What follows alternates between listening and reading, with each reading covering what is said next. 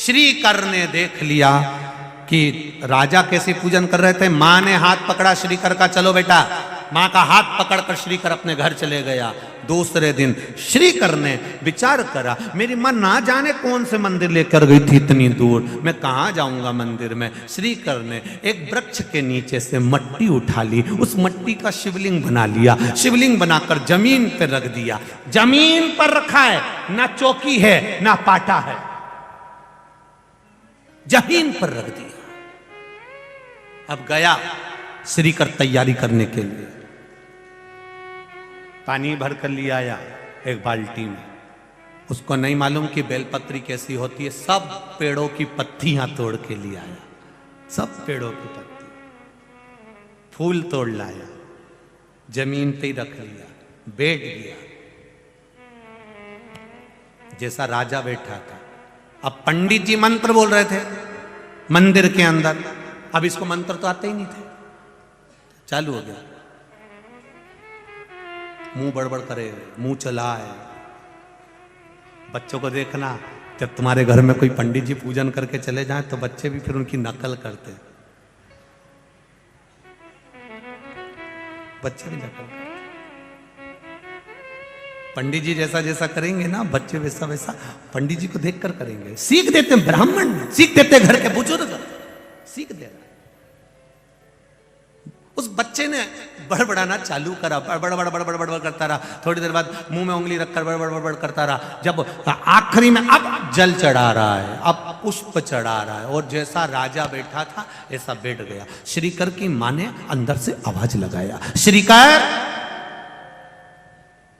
ए बाबू श्रीकर, बेटा श्रीकर आओ। श्रीकर आता नहीं है, नेत्र बंद करके शंकर की आराधना में बैठा हुआ था, भक्ति में डूबा हुआ था। आवाज लगाई, श्रीकर नहीं आया। मां को क्रोध आ गया, मेरा बेटा ना जाने कहां चले गया। दौड़ती हुई बाहर आई, देखती है ये तो आंख बंद करके बैठा। क्रोध आ गया मां को, भगवान ने मेरे ललाट में पहले से तो दुख लिखा था, पति पहले चले गया, मैं बेधब्य हो गई, और ऊपर से ये औलाद ऐसी कि मेरी सुनती नहीं है। क्रोध पर क्रोध करा मां ने। श्रीकर का हाथ उठाकर झंझोड़ कर उठा दिया, सामान जो पड़ा था उसको बिखेर दिया। शंकर जी को उठाया मां ने, पटक। मां, क्योंकि युवान अवस्था में पति चले गया, घर में कोई भी नहीं, एक औलाद, और वो भी नहीं सुने तो मां को क्रोध तो आएगा ही। शिव को उठाकर पटक दिया, टूट गया शिवलिंग। श्रीकर रोने लगा, बिलख गया, मां से हाथ छुड़वाया।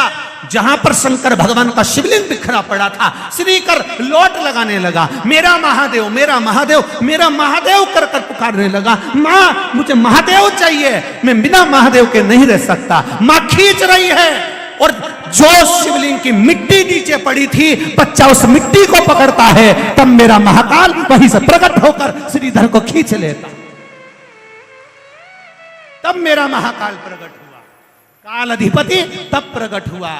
सामने प्रकट होकर वो महाकाल का शिवलिंग सम्मुख में आ जाता है। केवल मिट्टी थी, और उस मिट्टी में से काल अधिपति प्रकट होकर महाकाल राजा बैठ जाता है। वो काल अधिपति शिव उस मिट्टी में से प्रकट हो गया। मां, शिव ने दर्शन दिया, माता ने चरणों में धोख लगा ली, क्षमा मांग ली, गलती हो गई प्रभु, क्षमा करिए। मैं ग्वालन, मैं गाय और आदि पशुओं को पालने वाली, मुझ में कहाँ ज्ञान होगा। मेरे बच्चे ने कुछ गलती कर दी। नहीं, बच्चे ने गलती नहीं करी, उसके विश्वास ने मुझे इस अवंतिका में मुझे प्रकट करा है। श्रीकर, मांग तुझे क्या चाहिए। श्रीकर कहते हैं, मैं कुछ नहीं मांगना चाहता।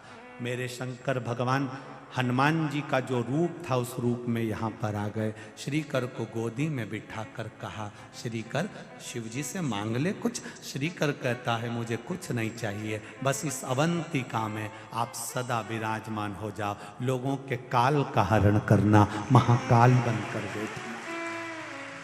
शिव जी ने कहा, सुनो श्रीकर,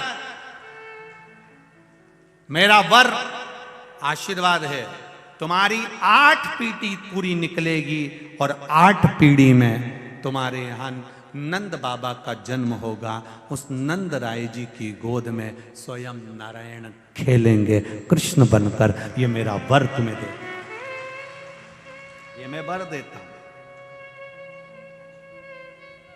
एक छोटा सा बालक मेरे महाकाल को प्रकट करने की सामर्थ्यता रखता है।